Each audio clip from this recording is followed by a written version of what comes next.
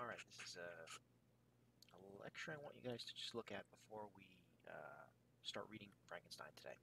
So, a couple of things I just wanted to point out. Mary Shelley was born in 1797. She was born to a journalist and philosopher named William Godwin. Um, her mother was actually a very famous intellectual in the Enlightenment. She'd written some things, but in particular, A Vindication of the Rights of Women is one of her most popular essays. So Mary Shelley's mother was a very important feminist in this area of time, um, and so she had a lot of influence on kind of Mary Shelley's views on things. Um, One of the things that was very prevalent in uh, discussions in the 18th century of medicine had to do with life and death, in particular the larger issues of life and death. Um, Mary Shelley, like then Mary Godwin, like a lot of people, was very interested in the notion of the fact that she was going to die, that everyone dies eventually. And so that plays a big part in Frankenstein. Um, so I wanted you guys just to get some of the background on that. Is that this was a period of time during the Enlightenment when people were really trying to discover what the source of life was, and philosophers were struggling with the notion of what it means to be alive and to be a conscious being. And this had a large impact on Mary Shelley, as she would become, her married name, when she wrote Frankenstein. So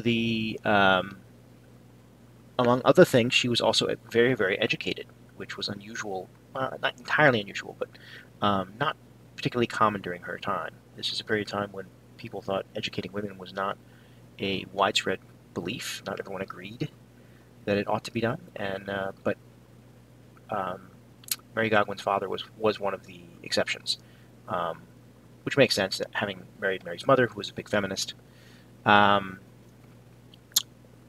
her Shelley was her husband, who was a poet and a writer himself, and this was the kind of the most important relationship in her life.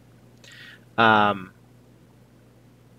she sort of ran away with Percy. They kind of ran and eloped, and she actually lost a child, which kind of increased her feelings in regard to the larger issues of life and death, and it made her very concerned with that, a lot of those ideas, and so that had a large impact on kind of her view of life in general, and kind of the extent to which life is fragile and can be taken away. Um,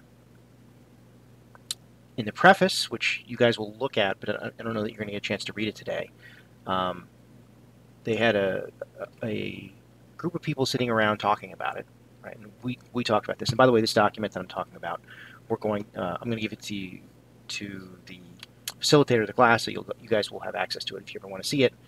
But Mary and Percy, husband and wife, and Lord Byron, who was a poet, and some other people were sitting around talking about writing a ghost story, right? And so Mary Shelley in the preface talks about this notion of the nature of the principle of life, and there's any probability of it being discovered and communicated, keeping in mind her background. First, she was an 18th century person who was concerned with life and death, and second, she is a grieving mother who lost a child. And so these two things had a lot of impact on her views as she was writing. She'd also been the daughter of an ardent feminist, and that has an impact, as you'll see when you guys start reading the book. So, among other things, there is this notion of uh, reanimation of a corpse and electricity. So, I mentioned to you that she had read about um, some studies in regard to electricity causing nerves and muscles to move. Well, actually, nerves to transmit nervous impulses and muscles to contract. And so that kind of interested her, the notion that you could bring people back to life, or sort of a pseudo life. Now, obviously, there had not been a lot of studies on the brain, so this is quite in the realm of science fiction at the time she wrote it, but it was given the background and time in which she wrote and her own personal experiences, all of this kind of came together to create her mindset when she was writing Frankenstein, which is this notion of being very interested in the sources of life and death, being very interested in death in particular, and being a grieving mother, and this notion that science can unearth these puzzles. It's within the capability of science to determine whether or not um, these ideas are, more to the point, what causes life and death, and perhaps to bring people back to life, right? So it started sort of as a LARF, but she ended up actually writing the book. Um, she finished writing it, and as noted here, in May 1817. So this is kind of the thing I want you guys to think about when you're reading this third chapter in particular. So the first thing to think about is the notion of human nature and whether human beings are essentially good or not. This is going to come up in the second part of the exercise today, which I want you guys to think about whether or not we are justified in using science to do certain things. So is there any situations where science goes too far? And this is something that we talked about the other day. We talked about the notion of a mad scientist. So sometimes the character of a mad scientist is a scientist who believes that there's no limit, moral or otherwise, that a scientist shouldn't be allowed to unearth and engage in the world. And sort of a mad scientist is someone who breaks the rules, someone who goes too far, someone who perhaps unearths things that should not be unearthed, or creates things that should not be created. Right? This is this trope of a mad scientist. And Frankenstein, as a character, Dr. Victor Frankenstein, who's the narrator of the novel, is one of the quintessential, and I believe one of the first, of the mad scientists. In particular, this notion of using science to do things without really considering in as much detail, perhaps, as whether or not it ought to be done. The Frankenstein complex, or the Frankenstein effect, or this kind of mad scientist Frankenstein, has entered into our popular culture, into our language. And when people talk about Frankenstein, they usually talk about science run amok, science running ahead of what morality and ethics suggest should be its limits. It was used, for example, in the United States during the project in Los Alamos, prior to the Trinity atomic bomb tests. Should we create a bomb that has its destructive power, right? Never mind that scientists were very interested to find out what they could discover about the nature of reality using it, but is this something that morally should be done? And so this is a question I want you guys to think about when you're reading, particularly the third chapter, which is what you guys are going to be reading today. The third chapter talks a little bit about Victor Frankenstein, who is the narrator, his motivation. What is he mainly concerned about? What is he thinking about, right? And obviously you'll see a lot of what he's thinking about has been colored, as when Mary Shelley wrote him, by her own views, both in her presence in her time during the Enlightenment and also her own personal experiences.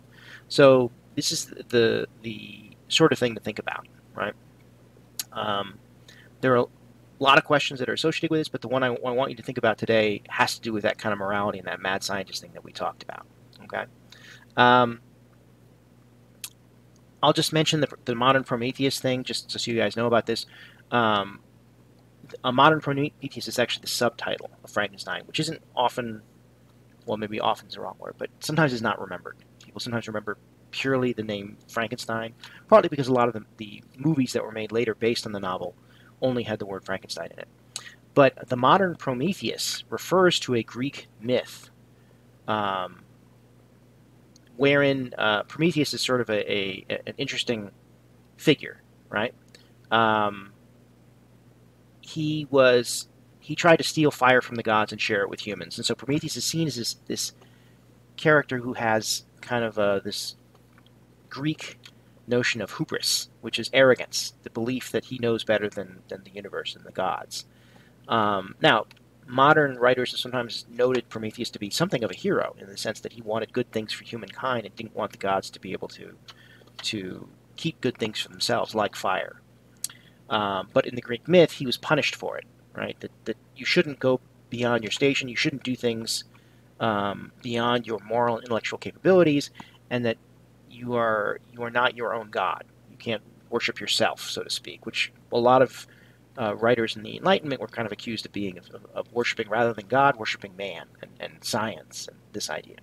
So Prometheus is a very ambiguous and mixed figure, both in modern literature and in the Greek mythology.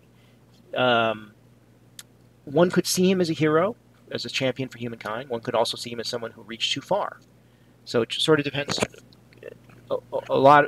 I want you to think about that subtitle when you're thinking about Victor Frankenstein's character, and to what extent you think that Victor Frankenstein um, as a protagonist, do you think he has gone too far? What sort of Prometheus type of character is he? Is he the one who reached beyond himself, or is he the one who is sort of heroic, trying to bring knowledge and light to humankind? So I want you to sort of think about that as you're going forward. That's really the one I want you to think about today. The other thing I'd like you to think about is this nature versus science idea, right? Which is this notion of there are things that are by nature limited for a variety of reasons, and one of the things Victor Frankenstein's character is interested in is trying to break those limits, not just the limits of life and death, but also the limits of other limits as well, intellectual and moral, as we'll see. Okay, so I want you to think about that. And so what we're going to do is, after you guys watch this, I want you to, and you're going to have this document as well if you need it, read chapter 3, and I'm going to let your facilitator decide if she wants to have you read in succession out loud, read it silently together, and then talk about it, whatever is easiest for you guys, and what you guys sort of decide. Reading out loud does have a value. I think we've talked about it at least once before, in that the person who is reading can imbue significance in the words by tone and pitch. But I'll leave it to you guys to decide. Once you finish reading chapter 3, either aloud and spoken about it as a group, there's going to be one more lecture that I want to talk about what I want you guys to do as a writing assignment. Okay? So good luck, and since I won't see you until next week, this will be my only way of seeing you, so there'll be one more lecture today. Okay? Take care.